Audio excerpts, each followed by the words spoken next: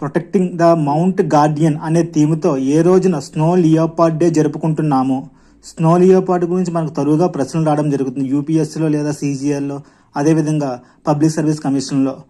ఇక్కడ సరైన ఆన్సర్ చూస్తే అక్టోబర్ 23న స్నో లియోపార్డ్ డే జరుపుకుంటున్నాము. ఈ సంవత్సరం యొక్క థీమ్ ఏమిటని పరిశీలిస్తే ప్రొటెక్టింగ్ ద మౌంట్ గార్డియన్ అనే థీమ్తో అక్టోబర్ 23న స్నో లియోపార్డ్ డే జరుపుకోవడం జరిగింది.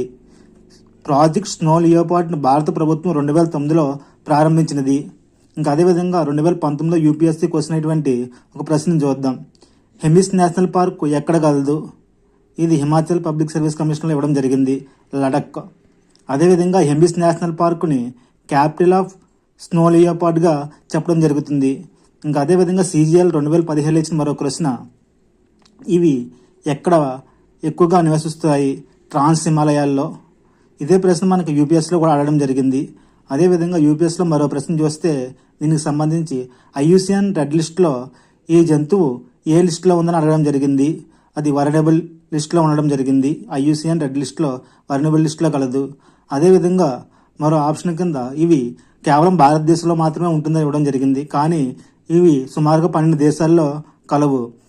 గతంలో మనకి ఏపీఎస్సీలో కూడా కర్గిస్తాన్ మీద ఒక ప్రశ్న రావడం జరిగింది. స్నో లియోపార్డ్ అప్పుడు తన జాతీయ యానిమల్గా దీన్ని ప్రకటించుకోవడం జరిగింది.